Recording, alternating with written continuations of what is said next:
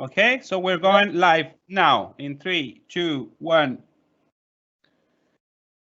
Muy buenas tardes. Have a great afternoon. We are here with Thibaut Quintans from Blackrock Games. They make great board games worldwide, and he's going to tell us about different travels and how different cultures and how language works within games. We are very glad to have you here, Thibaut. Hi, Juan. I'm glad to.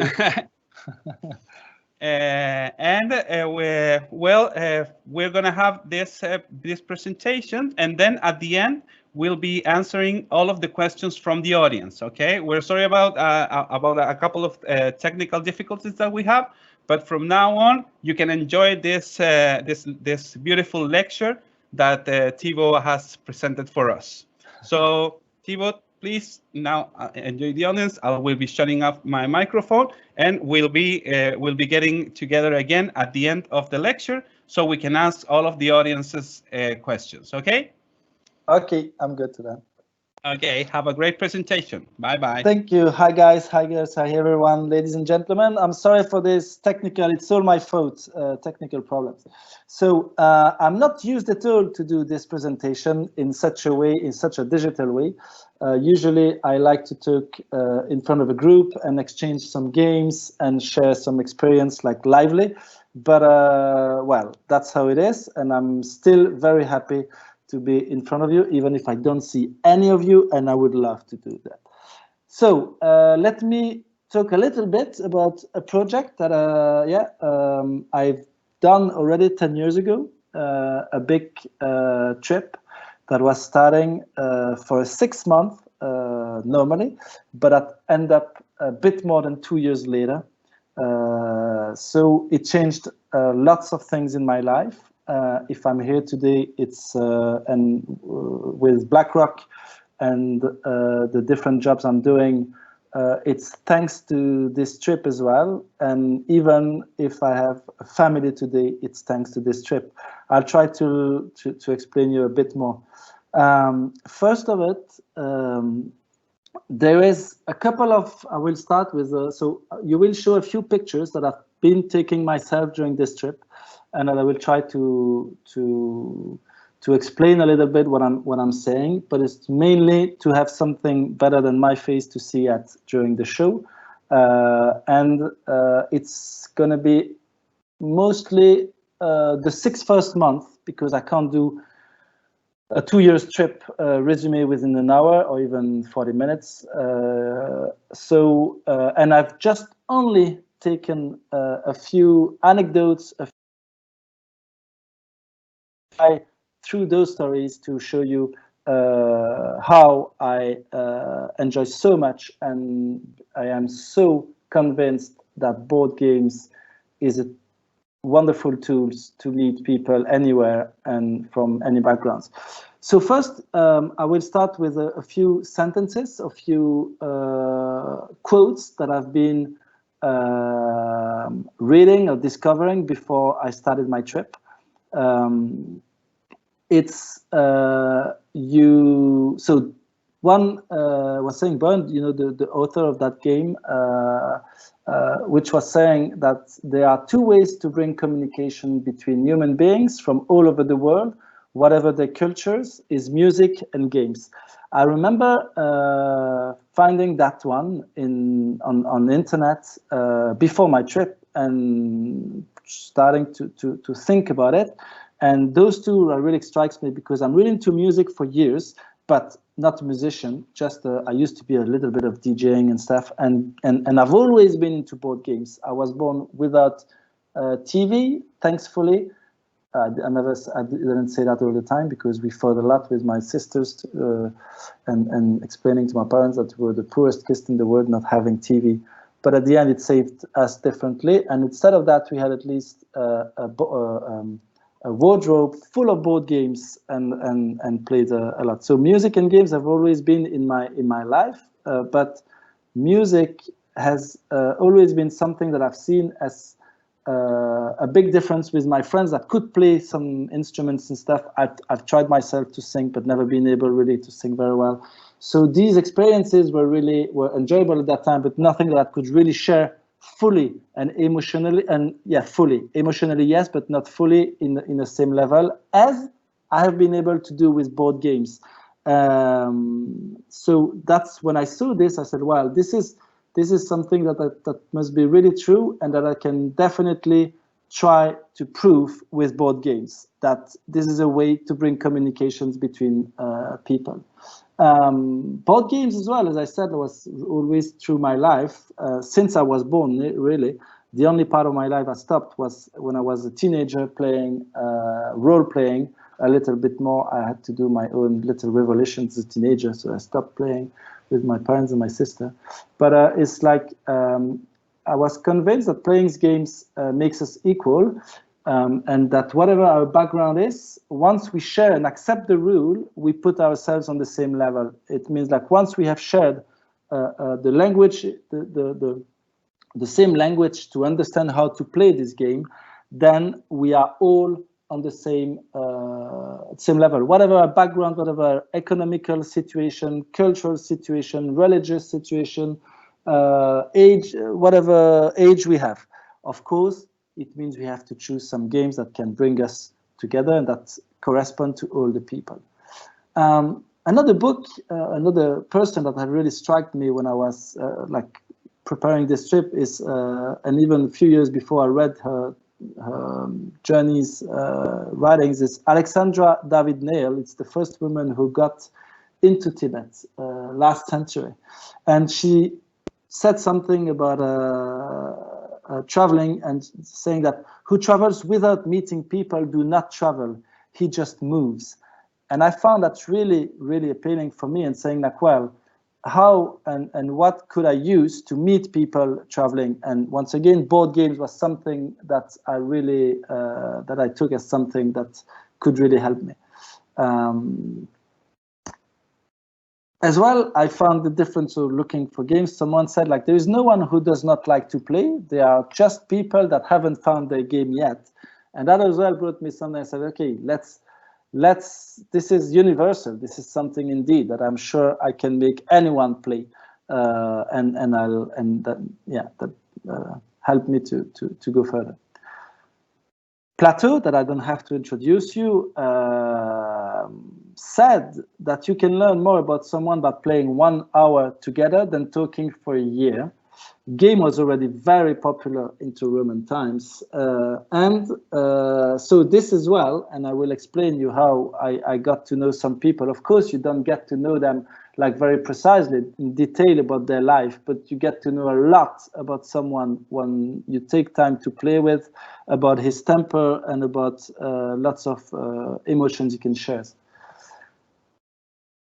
Einstein, who said that games are the most elevated form of investigation, as well. So all these things really brought me to confidence to go and travel with games. And then there is another guy who he's a writer and a traveler too. He's traveling by boat, that guy.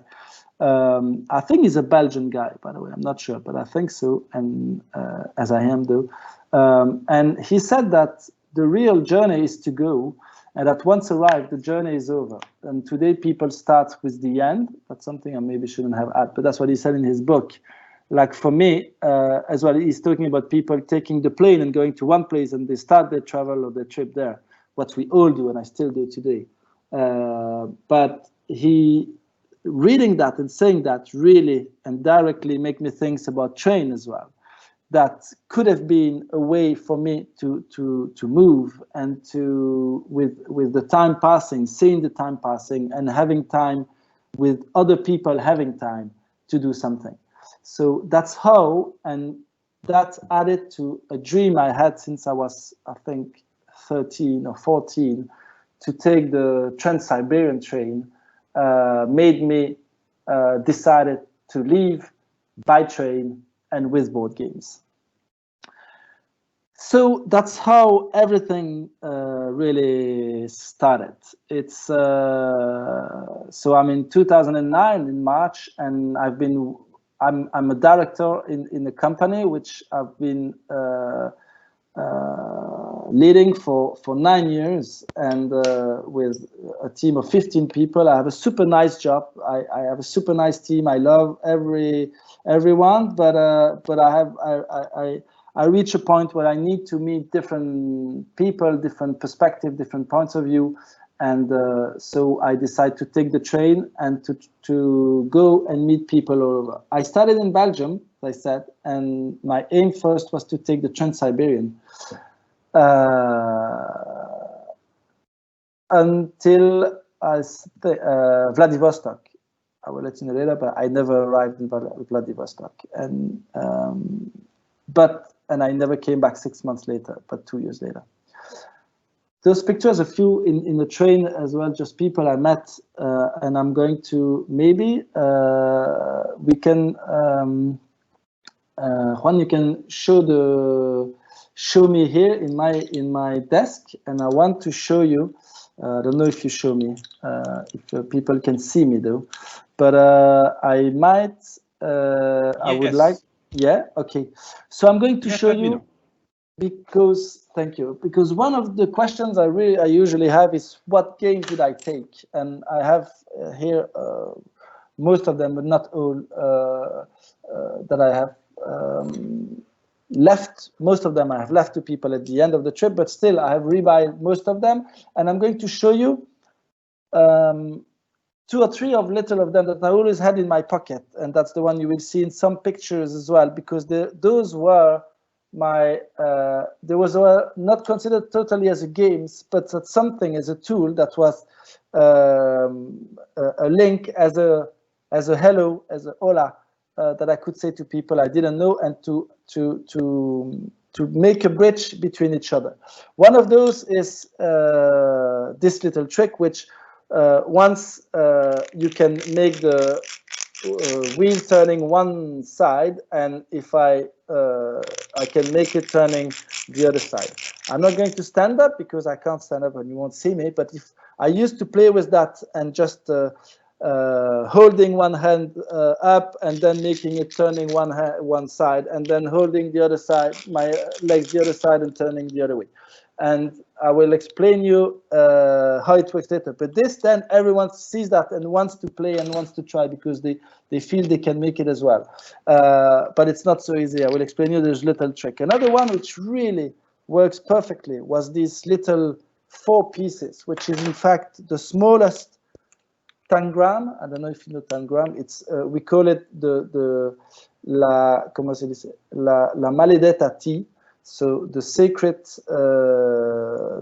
shape, or the T shape. It's a T, okay, this shape. Anyway, whatever alphabet you use, it's this shape that you have to remake with these 4 pieces. And people have been seeing me doing it, and then quickly I was remixing it and trying to remake it.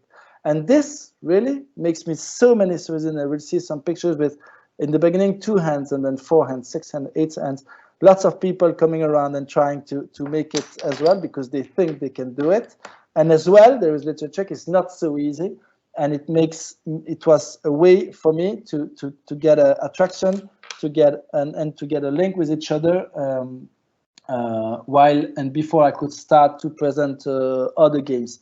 Another one, and then I'll stop because I have too many there that I have. Another one was always in my pocket, is this little box where you put anything inside, and there is a little hole here. I don't know if you see it very well, but I was putting it on the back in my inside the box, and then showing it was outside, and then putting it inside, and then give it to them, and they had to try to open it. And as well, there is a little trick.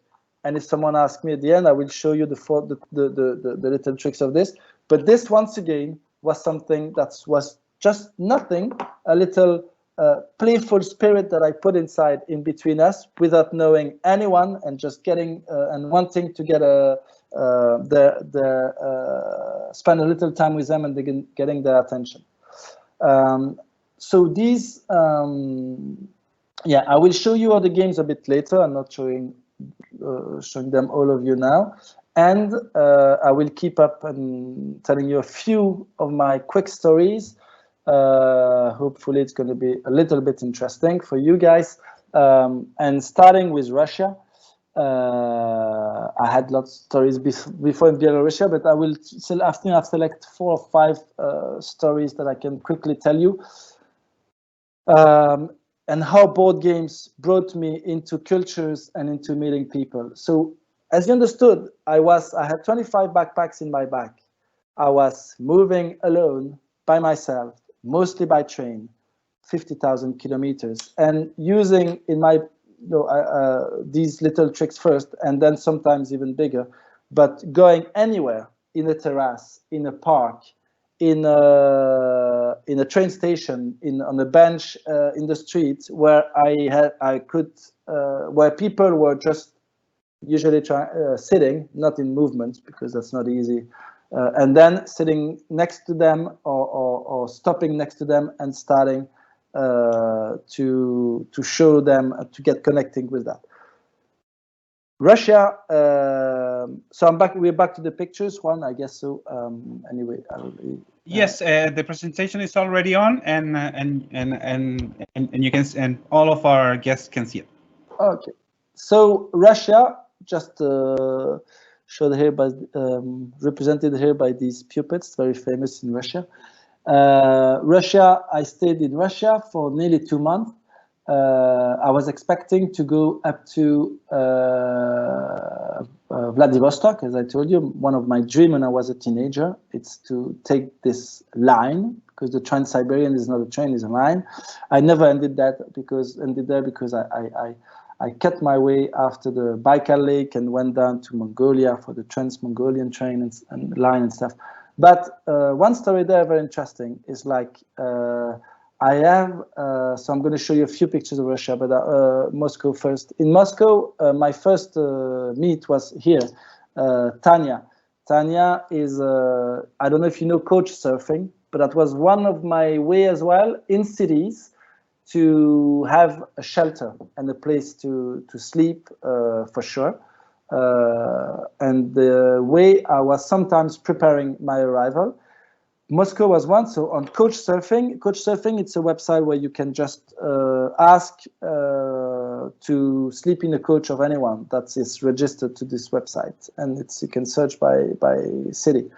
And I posted on a group that's called the Friends of Moscow,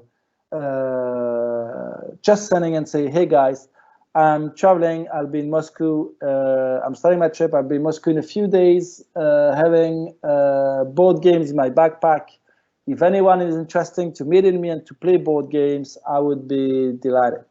And Tanya responded to me, one of those. I had a few responded. The first one, Tanya responded and said like, hey, I'm not so much into board games, but your project seems amazing, because I was explaining what I was doing as a trip. And I have a big old flat that I have space. I can propose to organize a big event there. And she invited, she posted that it was 3 nights later, I showed up, and there were 22 people from different groups, mostly some students, and some, mostly students, and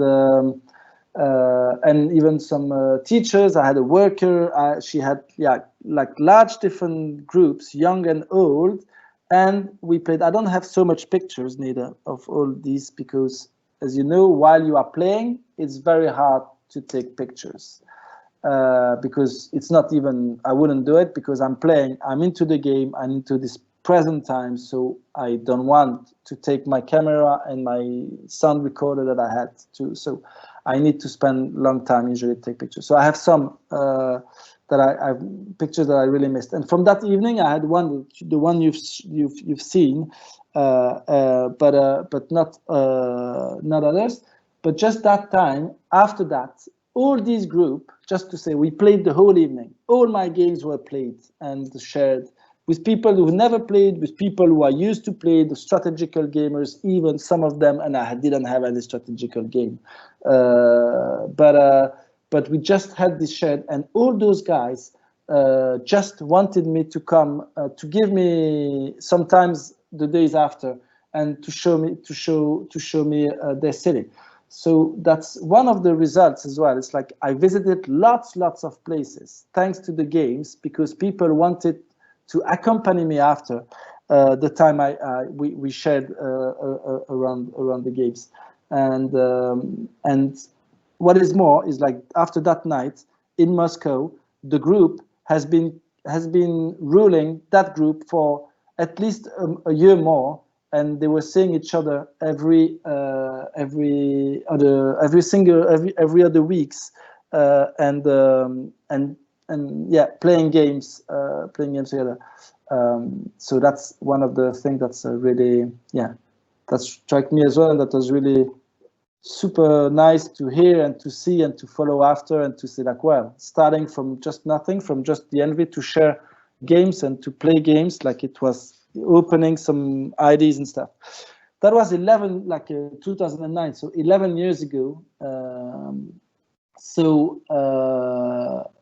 Even, yeah, nearly 12 though. So things has changed a lot in Moscow now, and they have lots of board games cafe since then that they didn't have it back in the days. So anyway, it's so after that, anyway, one of those guys is one of those the guys that was at that night brought me after to another city, Suzdal, that you see here, a few pictures that I would never think about going. And that city was a city of an ancient city that you can see some pictures here, a very old city of for the Tsar period. Very rich, very quiet, and anyway, that's one of the other things that happened as well. Is like I had, like you say, like they showed me the city. I went to sleep in other places after. They, of course, took about me to their uncles and everyone. So I had on the ways even meeting some other people. The last story of Moscow is Vladimir. This guy has changed my way of seeing chess, and has really had a big impact in the beginning of my trip. Maybe it's only 3 weeks I'm gone. I met this guy really randomly through his son, which is in a train. I play games in a train with this son, and he says, which it's happened like lots of times. Seriously, like people proposed me to go and sleep at their home after I played with them in the train, and say, hey, where are you going? And I always say, like, wherever this train can brings me. And I always had a ticket, but I mostly never ended with that ticket. I stopped before. This son brought me there, and arrived to that place, and I meet Vladimir, his grandfather. It's not his son, sorry, his grandfather. And his grandfather, Vladimir, that's his name, he's more than 80 years old. And they lived very poorly in a very small flat. I didn't even have a bed there. The coach, I slept in a big chair, comfy chair, but still just a chair. Anyway, but they were rich not in their hearts, and they welcomed me for, I think I stayed only 24 hours there because I didn't want to impose myself. Anyway, but Vladimir, just when I arrived, and I sat, and he talked to his grandson, and I didn't understand. It was in Russian. And then I opened my backpack, and I showed him a game, and I wanted to play with him. I showed him a little game, and then he looked at me, and I didn't see exactly what happened in his face, but he turned back and went back to a room he was coming from, his room. And then I said, oh, maybe I did a mistake. But then he came back with this little chess game. That was and a few books that you can see under this picture, and that had dust on it, and he had a big smile, and he posed that there was no table, as you can see. We played on a chair, so he put that on the table, and we started to play chess. I hate chess, but we played for more than 3 hours. Like late, I was falling nearly asleep. Not really, because I was so excited about him. But like it was late. discovering myself being passionate into a game, not because of the game at all, a game that I've never been really, because I'm not so smart, I guess, not very being able to enjoy. I understand the rules, but I've never really been able to enjoy so much. That moment, we played, I think, within 3 hours, I didn't know all of them, but more than 25 games. I lost all of them, the first one within 30 seconds or a minute. But he was so happy, and the more and more we were playing, the more and more he was chanting and happy and stuff. And we didn't talk, and we couldn't talk at all. So it was just by sharing this, looking at each other, laughing. He was, making some sounds, like very, very, like, anyway. The day after, just all this, and then went to bed. In the morning, I'm gonna leave, and he comes to me. He takes my hands and take my hands, and in his hand, and looked at me, and he was really, I could see him very touched. And then he started to talk in Russian, and his grandson, who was around, and who could speak a little bit of English, was there. And translate even a little bit on the computer. And anyway, the only things that had to be remembered and transferred and translated was the fact that they said, "Thank you so much for spending that time with me. During this last evening, I have been forgotten all my troubles," and because he had just lost his wife. And so that meant that really, like, brought me to something else, that the board games, and you know that, like me, or even better, it's like once you are into a board games, it's and you're playing and you are into it, you're experiencing the board games, and the game is on, nothing else exists. I think nothing else. Like, what you've done before is not in your head at all. What you are going to have to do after is not yet there, or you're focusing on the present, on the instant. And that's a magical of a game too. And I think this is in our society, it's in today's, it's very something that anyway, I'm going to far, but that story is really like, and it gives me lots of confidence in my trip, because I forgot to let you know, I was super stressed not to be able to prove that board games is a means of meeting people anywhere, and to try and from any culture and stuff, to try to help to get connection with. So anyway, that's his son, his grandson, taking a picture of us.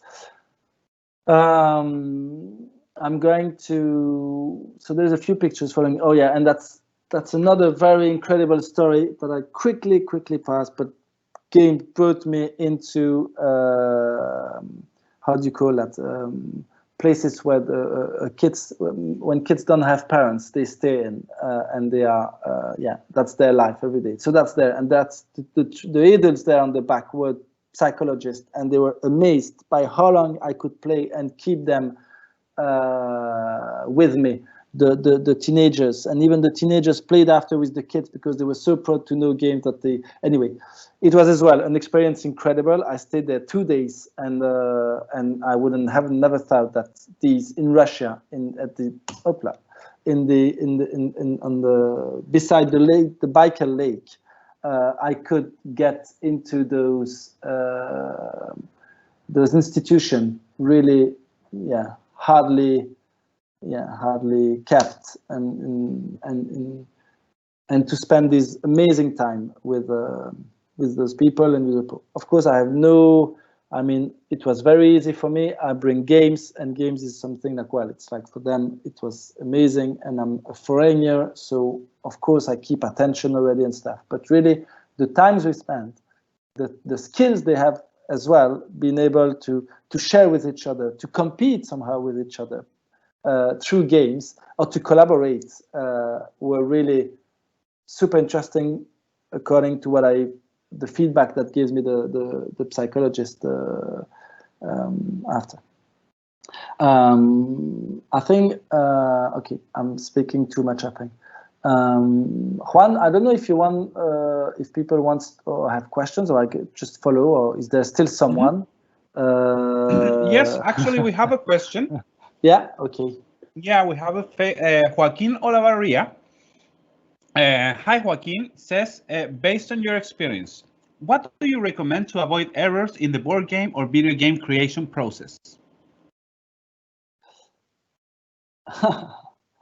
That's not directly, but I don't know how can Joachim precise what kind of mistakes he's thinking about, because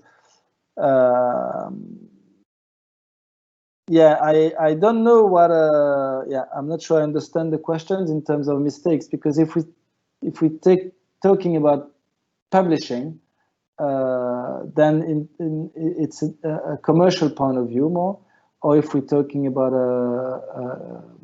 like editing or creation, or if it's linked really to my experience as traveling, which games can be like, what errors we can do when trying to make people play, and trying to meet people through games, which I'm trying to, I don't know, is Joachim can precise this or not? Because if it's linked to the trip, just the idea is like, I've always been, but because video games, I don't know anything about video games. I don't think I've played a video game since I'm seriously 16 or 17. I had Prince of Persia back in the days.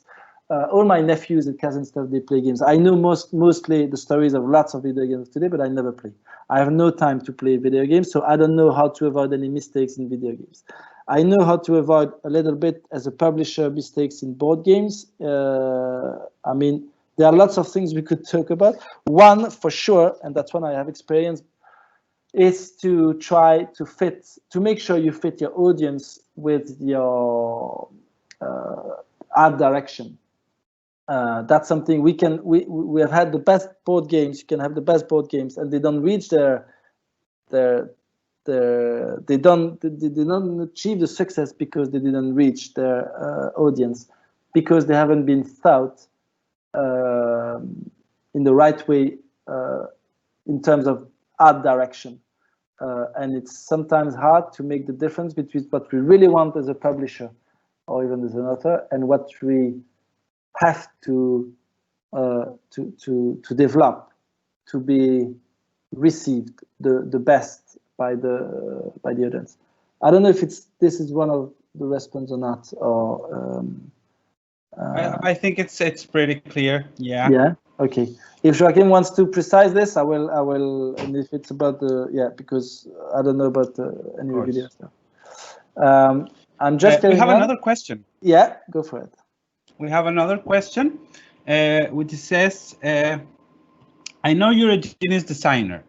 How did this experience change your game design perspective? A game designer, I mean. This trip? Mm-hmm.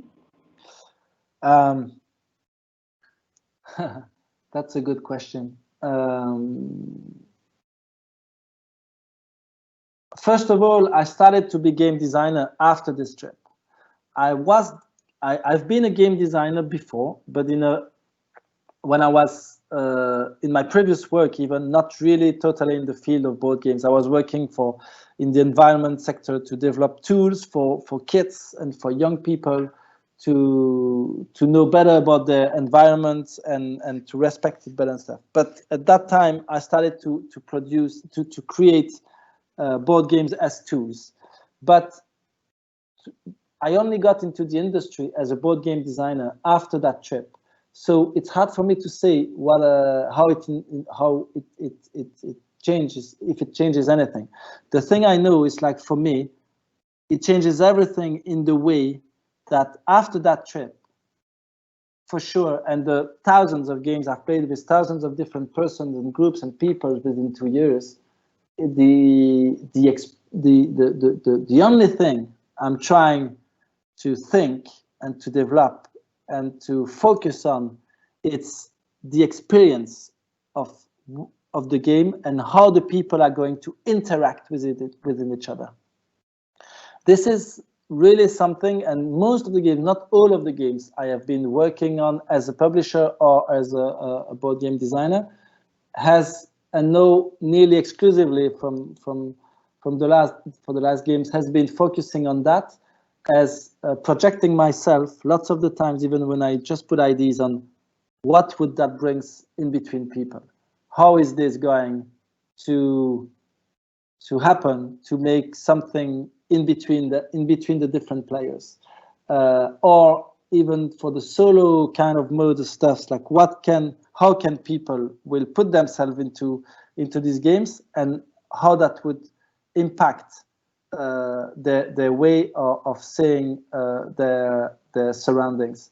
So it's, yeah, for me, it's sort of a question of experience. The game is a tool for me. It's not an end. I've never developed or I've never played, even in my a game just for the idea of playing a game, but because it is going to, it's something that I'm putting in between peoples, and this tool is making, and wonderful tools with wonderful different mechanics is making things happening differently, and sometimes even learning from each other, learning from myself. So yeah, it's I would say it's that. I don't know if it's really relevant in this case, or according to the question, but that's yeah. This trip changed my life. Yeah, Juan. No, go ahead. No, that's because I think I won't follow exactly the slideshow now. If you have more questions about the industry of board game design or stuff, like, please do it as well. It's just here. My experience is really linked to that's launched. As I told you, like, I've been playing all my life, nearly all my life. Well, yeah, since I was really a kid and until now, but I've always been into board games because it brings people together. But I didn't know that before, really. Today, I've realized that after this trip, how it is one of the most, well, no, not the most, but yeah, for me at least, powerful tool for making bridges to knowledges, to any kind of knowledges, theoretical as well, to skills to develop, to personal development, to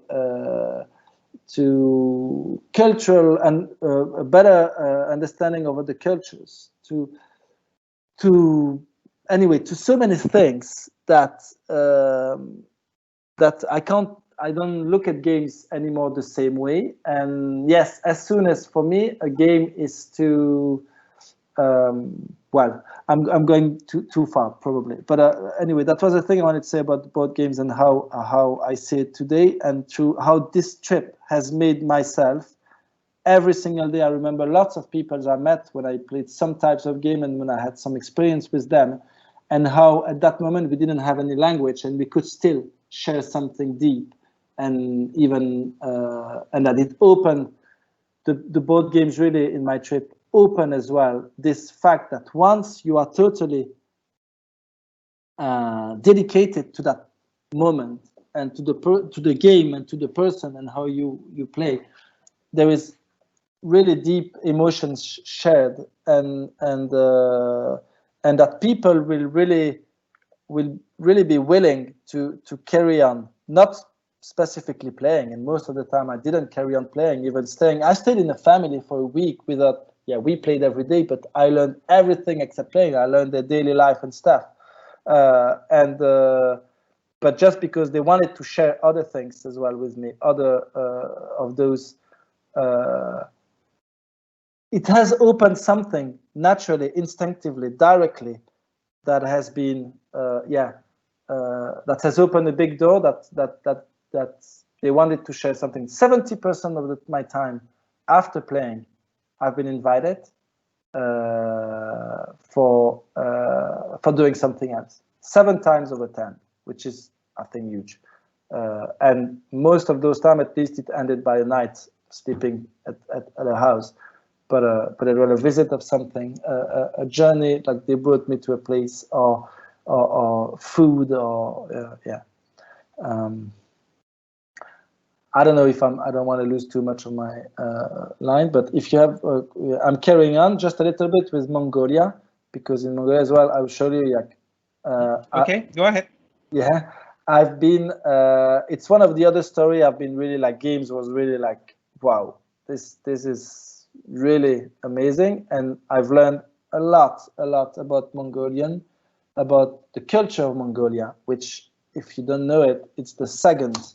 There is the second biggest museum of board games in the world is in Ulaanbaatar. It's a private collection, and it shows how it's a private, and it's not very well known at all because it's not kept, not communicated, not. I mean, it's yeah, but it shows how the history in Mongolia and through especially the nomads people has been really into games and for a long time.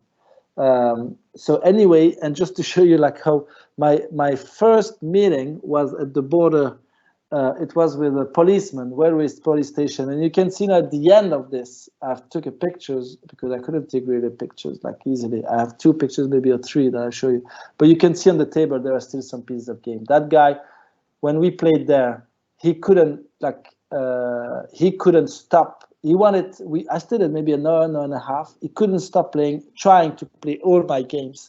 He was so excited to discover the games that he forgot like there were screens on the back of his of him to get some security on the station. He never really checked it. The phone rings a few times. He didn't answer all the times, and someone came at the door and he answered within a second, saying like kind of is busy. But just it ended kind of badly because I got kicked out by this chef who got in the room and who was really mad seeing us doing that. Anyway, that guy was an incredible meeting and opened just my idea of Mongolia as this culture is definitely a playing culture. And after that, I've been traveling in Mongolia as well for nearly for 6-7 weeks there. But I met, I'm going to leave some pictures because I think the time is really passing very fast. And I met different families, different groups of people, nomads mostly, after we'd see where I've been sharing my games and they have been sharing to me their games as well. And I've learned quite a lot of things about the nomads people. By passing those time, and even like I've been 3 weeks on a horse from yurts to yurts, and my guide, because I had a guide, I can't go there by myself, in the far west of Mongolia, where some of the nomads has never seen a tourist. They were touching my skin and my, how do you call it, my hair. Anyway, remember, like that guy, my guide, was so excited as well to always arriving in the place. And the first thing he was doing, he was opening my, I'm going to stop on this one, opening my backpack and showing my games to the people. And that's how it entered. And then that's how people like were just getting to know me for the first hour. And then, yeah, everything happened. Like I was staying there, helping them to do stuff and thing, and they will show me games as well. I'm today, and we could talk about that like another time, but I became really since that trip, not a specialist at all, but very interested into board games, like traditional board games from all over the world, and I brought back lots of them. And the one you see there, I have it here. Maybe we can possibly switch or not. And I will tell you a little story because I think it's very interesting what I learned there. Juan, can you put the video if it's possible? And it's about, you know, those. Do you see me? Juan, are you okay? Yeah, okay. I'm listening. Can you, I was just gonna see, show a game in the video if you can. Okay. I don't know how you call that in English. I'm going to explain this. It's a bone that you find in ankles of the sheep or the goats. This one is, so you see the board on the games on the table there is this one that I received from that family. And every nomads, most of them, has those kind of bones. Do you? I don't know if you play with that. Do you know what's the name, Juan? Do you know this in Spanish? I don't know. You can play with them. You throw them away. Like sometimes you have to keep them back. I couldn't saw it on the screen. No? Can you place it again? Yeah, this one. It's a 4-piece. You play with it. It's very traditional. Like when I was a kid, you launch a few of them throw them in the air. Then you have to yeah. catch them. Here in Chile, we don't have that. We just use rocks. We do the same. We do the same game, but we use rocks normally. Yeah. So this is a bone. This bone is a dice for the nomads. It's there is 4 sides. Always the same thing. The same. I received 20 of them because they collect them and it's very important for them. They all have the same. One with hole when it's hide. One with no hole on the top. Anyway, you won't see very well. Sorry for the situation, but that's just made the same. Anyway, these has the 4 faces, so it's 4 numbers at least. It's not numbers for them, it's animals. The 4 most important animals for them: the goat, the sheep, the horse, and the camel. Because half of Mongolia, if you don't know, is a desert, and they use camel in there. Anyway, they show up. Learn seriously more than 15 different ways to use that for them, and I don't know all of them at all. And one of these is just to explain me one of the daily life that I've done with them. It's trying to, and that they play this with the kids. It's like you play 2 by 2 by using one side with 3 of the bones, the other one use the other side with 3 of the other one. And I don't know if you see it from here. You start 1, 2, 3 bones here of each, and 1, 2, 3. And the first one that puts the tree, that blocks the tree here, with this tree here, so I can't move anymore, is the winner. And that's just a very simple but tactical, tactical in a very short way. Sorry, not strategical, tactical way. It's kind of a little brain teaser 2-person. The first mistake you do, and you out. But shows that every night they have to protect and bring the babies of their sheep or goats, not to be taken by eagles or wolves even. And so they would put them 3 here, protected by the 3 other here. But it's transformed into a game with these bones. So it's a little short story that maybe not so clear, and I'm sorry if it's not, but that shows that that's everywhere. That brings that's really into their games, into their lives, and those bones really is they are very superstitious, and I've seen lots of them playing. You can play 3 of them. They roll them like a dice, and if they have 3 faces of horses, which I didn't get here, but I got 2 already, they put them beside their little Buddha, because the Buddhists, most of them, and it says that they will get luck for the day. Anyway, so I've just showed that that's other type of games that they receive them, all with bones and showing some link to their story. Thanks to the games, I went to the university, made a presentation of my game. You can see some of them here, and then sharing with some teachers and students some of their very traditional games. Once again, unfortunately, I don't have so many pictures, but that was a spinner, you know, a very traditional spinner there that they made. And here so we have been exchanging a lot on how they use games as well, because it's something, it's not so much in lectures, but it is in their daily life, and especially not so much anymore, but they were all concerned about it because they know that it's part of their culture, it's part of their backgrounds as nomads, because Mongolia was only nomads before.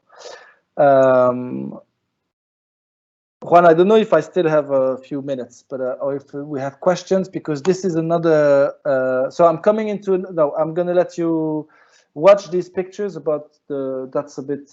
That's with the nomads after I met. Yes, don't worry. We have time, Thibaut. Just go ahead. No problem. And do you have? Is there any questions so far? Other questions or not about the trip? Is there some people there? Are you still not always all sleeping? No, we still have people Okay, connect. okay, And Thibaut, I wanted to skip protocol a little bit when at the end for a little question about your presentation that has going through my mind. Okay, okay, yeah, but just keep going. We don't have questions from the audience at least, so okay, finish your presentations and then we'll talk a little. okay, Okay. okay, great. So, so you've seen a few pictures into. You're saying now that when I crossed Mongolia, well, not crossed, but in Zavkanemak, it took me nearly 3 weeks by horse. Just for the anecdotes as well. The third day, I couldn't sit, sorry, at all anymore. I could only walk because the saddle I received and the only they got, or I could get at that place, was a wooden saddle. But as you see, they are wearing big coats always, so they use these on their saddle as a cushion. But I didn't have that, and I was horsing nearly every single day. The third 3 days where we had to horse the most, I couldn't. After that, I couldn't horse anymore, and I was just walking beside my horse. That was just for the memory of it. But as here you see, that's all different yurts, all different places. Some few days are separating all those yurts. But I met those people, yeah, thanks to the idea of having board games to share with them. Just have pictures of the same all the time because that's the one I'm using as I don't have to play with them. But beside that, I had lots of other games I can show you.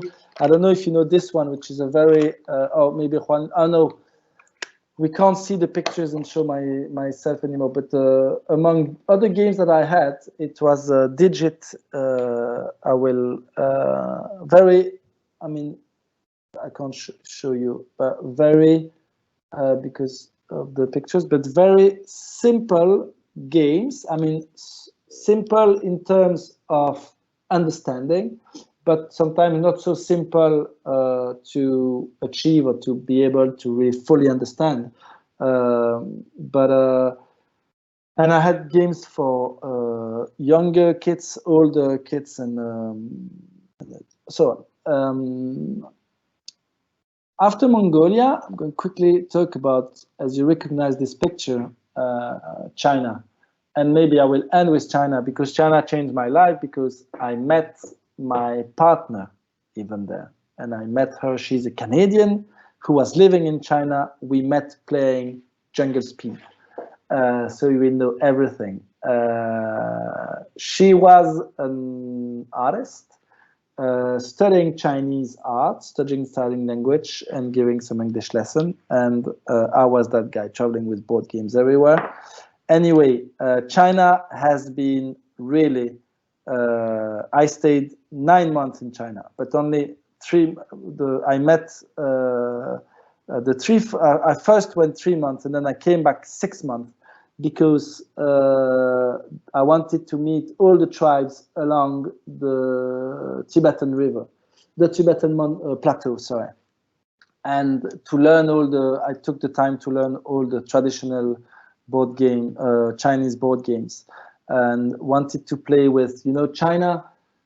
The idea of China, is not exactly the one we received from the government because there are 36 different languages. There is 52 different tribes. The Han today is the Han dynasty. So it's the one leading, and the most popular, the bigger group today. But there are still 50 other minorities.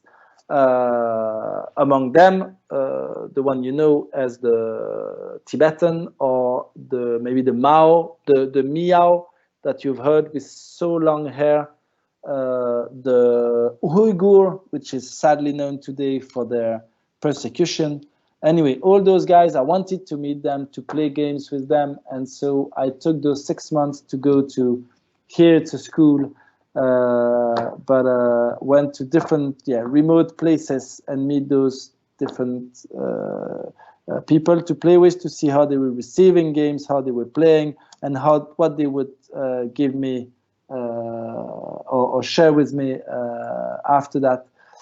I've learned a few things in China as well. It's like that's the country after Mongolia where they were so excited with all of my games, all of them, really. They wanted to know like all of them. Even like, played with, anyway. China has been really hard for me in terms of relationship as a white people, because there is one rules, maybe some of you know about China, but there is something that they can never lose their face. So they will never say, first they will never say or hardly no. They will show you somewhere which is not there, but they wouldn't say, which was a bit of a problem, at least before I understand. And as well, they will not, they will prefer to play the games they master because they don't want to lose in front of you, which is something different with the Tibetan. That here it's a story of the Tibetan, the pictures you will see, and I will quickly sum up. That's the last biggest story for tonight, this afternoon for you. So Chinese, I really got it. I striked a lot to really share some of my games, but I didn't strike to play with them. They were really playful. But that was a total other story. When I met, when I went through the Tibetan villages. I've never been to Tibet because Tibet at that time I had to be with a guide, and I didn't want a guide like from the government with me. That's not me. So I wanted to be free still. So I went by myself in these mountains at the border, and from villages to villages. You have to know that 50% of the Tibetans are not living in China anymore. They're living outside. Anyway, those I was back to those Mongolian nomads I met. So playful. I got the chance to meet Kaishin, that you will see a bit later, and his master, two Buddhist monks that as soon as they seen my game, they were so excited that they proposed me. They were on a trip, like how do you call it? I forgot the name. I'm sorry. That's Kaishin there.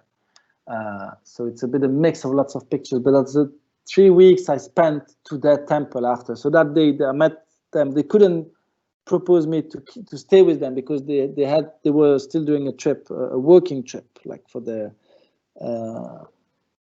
faith. Anyway, they proposed me to come 3 days later to their temple. The very first picture you've seen, that's the master with his hat, is the master of Kaishin. And we've spent there 3 weeks, and we have been working 5 days with them in one of the 7th sacred mountain, meeting people there. That's the very beginning of the trip when we start. I could take and meeting monks that have been isolated for more than 3 years from their choice, trying to reconnect with themselves and playing with some of them, not all, because some has been isolating, choosing not to see anyone or choosing not to speak to anyone or both together. And some is just choosing to be isolated from the villages, from the village and from life. They come back after 3 years, 3 months, 3 days, and they achieve a certain level in their phase and stuff. This is Kaishin and this is Master. We're playing Digit. Anyway, I played this is in the little cavern in the mountain, 5,600 meters high. This guy has been there for this one has been there for 3 years. He's been like smiling, like he was so happy anyway to play and to show those, to play games with us and just to spend this time. And after a while, after this trip was quite long, so the 5 days, and I haven't seen them playing at all. And at the very end, I was Kaishin, so the girl was still there when we was visiting other families and stuff and playing with them. Oh, here there is a very interesting story that happened a lot. It's like people wants to show me their own games. So here they are this is the Tibetan chess, the traditional Tibetan chess, which is different. It's another type of chess. And they were playing with rice, and they were explaining. They showed me this and explained. Anyway, where am I going? And that's why, yeah, they told me.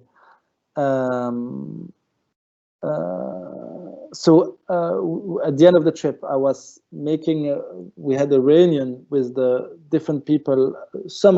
Most people I stayed with during those 3 weeks in the temple, and there was Kaishin trying to translate a little bit, and another guy too had some English, and trying to express what we lived, and I wanted to understand how that we haven't been able to talk most of the time, but that they have showed me so many stuff and so many people and so many experiences, but always with games and seven. I said, during that 5 days trip in the mountain, in your sacred mountains, that you really brought me there. Like, I haven't seen you praying as I've seen you praying in the temples every day and stuff, which was routine. And they said, like, literally, like, once said, like, the master explained, start talking, and Kaishin just sum up, and I understood what she, a few stuff saying, like, the time you were spending with us playing, and you were showing us, and you were showing us these moments to share together, and to laugh together, and to get excited together, to get even mad at some point with the games losing and stuff, were a priest. And yeah, you can take that in lots of ways, but that was for me like something really, really deep, and something saying like, well, wow, the time, it's not the board game itself, but the time I've spent with them at that moment, using it as a tool to just sit with each other and do something together that we can equally enjoy, was something amazing. Anyway, Juan, I don't know if we keep going. No, I mean, this was 9 months in China, so that's very fast. No, I have a few months in Kyrgyzstan and Kazakhstan. I would like maybe to end with a few. I'm going to get out of my presentation and go at the end of it. No problem. At the end of it, where maybe I can just share and only few more sentences. So you won't skip the RLC, the Kyrgyzstan, Kazakhstan, Uzbekistan, Pakistan, all these countries I've been through, playing too. But here, and just where is this? Okay, maybe this work. So we'll finalize with a few sentences that as well have been striking me, or comes as a sum up maybe in some ways. Alex Randolph, that you probably know as an author as well, has said that game is the sunny side of the life, where appears all things that are worthless but so necessary. I think that's really something I've lived every day through this trip, using board games and meeting people through that. Benjamin Franklin, very well known too, wrote about games. The games lubricate the body and spirit. Someone said as well, to play is to be free. I didn't find it. So to play is to be free. It's one part of life that our actions are without obligations of the results. And this is something as well I think it's quite important in games for me, and how I use it in experiencing the shares with others. George Bernard Shaw, American, who worked on the American Constitution, even that guy participated to the writing of this. Said, we do not stop playing because we grow old, but we grow old because we stop playing. And I think this is so true, and that can bring us and help us in that's a way we could say to lots of people, hey, you're getting old because you don't play. It's not that good. As well, and I haven't found the name, but someone shared sometimes, and I remember that, like, those who think that there is a time to play and a time to work will never play. That's a link with what we do as well. And that's it. And that's just a few. That's I don't know, To play is to grow up. Through games, children discover the environment and awake their senses and curiosity and learn to live with others. That's because I know, like, yeah, you have a nice program in Chile too about how to learn through games in schools. We do that too here, and yeah, and this is art piece, by the way, from my partner. In wood, it's just dots of a kids playing one of the game while we were playing. She did that. Anyway. Another piece as well in China. And Wesley Snipes, that you know from cinema. I think there is equal, if not more, creativity about board games authors than about movie directors. Just to let you know that board games is quite famous in the world. Anyway, I'm sorry I've been talking a lot. I'm not used to be just in front of a computer and yeah. I haven't done exactly the thing I wanted to do, but I hoped I shared a little bit of my trip, a little bit of how I see the games today. And beside that, as you know, I'm a author, which I haven't been doing for a while since I'm a publisher. And most of my work today is around Blackrock Games that I've developed in the international sales, and you understand why it's important for me, because yeah, traveling, I love traveling, and this trip as well, my work and this trip are so linked because I'm going in lots of different countries or playing with lots of different peoples, and it's very interesting to see how cultures react to one game differently to another one. Anyway, I thank you so much for, if some of you are still there. And I don't know if you have questions. Yeah, actually, we have just a little question around here, which says if they were all from your own cultural background, or did you took other culture games along on your trip? I mean. So I started with 25 countries from my background, like Jungle Speed, like Digit, like Grimace, like I don't know in English. Again, it's a race for of turtles. So all the games I brought first was from Tokyo Train, like was from my games. I wanted to share some of our games to them. It was some part of me as well, and somehow that's why I wanted. But then one of the frustrations is what I could never leave my games there because I wanted to as a present sometimes, or even lots of times, but it was tools that I needed for the next step. So at the end of my trip, I left all of them in Syria, most of them. And I was really happy because a few months later, you know what happened in Syria, just a few months after. But I learned and I got into my backpack lots of local board games, traditional board games. I couldn't even, I didn't add them a lot. I sent them back home. And that's how I started really an interesting a collection of traditional board games. But yes, first it was only the board games I was feeling very well with. I knew them by heart because I played a lot with other different types of people before, and that I knew what could happen and how I could change or bring different rules. Yeah. Is that an answer? Yeah, sure. I got it. I'll be watching your presentation.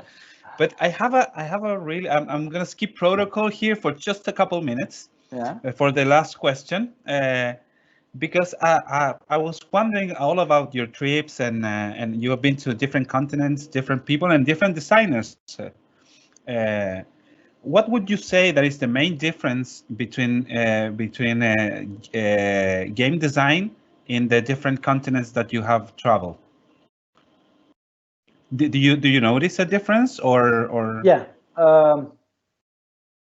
Well, this difference is tending to we have the best sales are we have in most countries, and Asia, South America, Europe, but I'm trying to think, like Mongolia, Russia, for example. Like at that time, I remember having lots of type of brainy games. China, part of those traditional games were brainy, but others were really, and when I played with Tibetan, that the thing was really about like party and fun games. Yeah, it's hard. I'm trying to figure out how to respond. There is not, I don't know, Juan, but there is not, I wouldn't say there is one particular type of games that works in one place or in another. There are different, for sure, themes. That's another thing that's very important in publishing. Remember that themes is something very cultural, much more than mechanics of a game.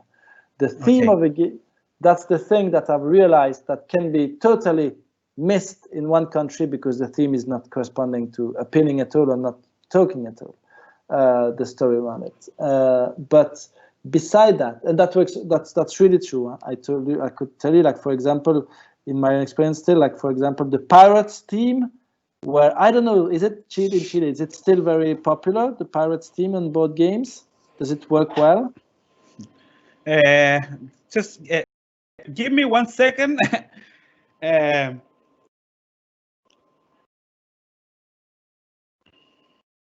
Anyway, I'm carrying on maybe. Yeah, but the pirate teams. I'm gonna place myself on the screen a little bit because you tell me. I'm pretty much dressed like a pirate.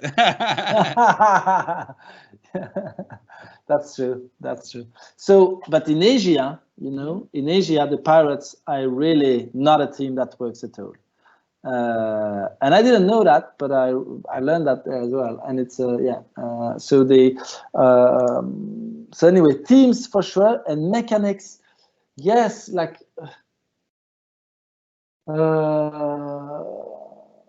some country, I would say, like, yeah, Asia maybe. Asia, no, it depends. South Asia is as well lots of party games, but still as well heavy games. Like, I don't know, I have the idea like Argentina for me is really party games a lot, but maybe I'm wrong.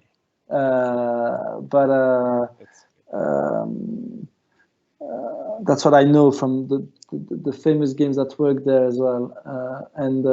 Yeah, it's more, I think, mechanically speaking, it works. Games really works in lots of different cultures, but the theme is way more something that can be sensitive culturally, or depending on the religion, or depending on the ages, or yeah, it's something, maybe an advice for publishers, but like, always try to, if you want to be worldwide, you won't be able to satisfy everyone, but try to, for the biggest market, to think if the theme you are working on and the art direction is not only very typically from one place or the other. This said, I think you have in Chile, like amazing art that we don't have anywhere else and we don't see yet. There is a very specific type of art from Chile that should be brought outside. But yeah, it's another story. Okay, Tibat, our time is up now. So I have to thank you. Thank you very much for coming to our event. We are glad to have you here on these lectures, and also I'm sure you met a lot of interesting game designers. So I thank you very much for coming, for assisting to our event, and well, that's pretty much it for me. Okay, thank you very much, Juan, for your trust, and I have to thank you, Victor, as well, because he's the one who made the link between us a long time ago now.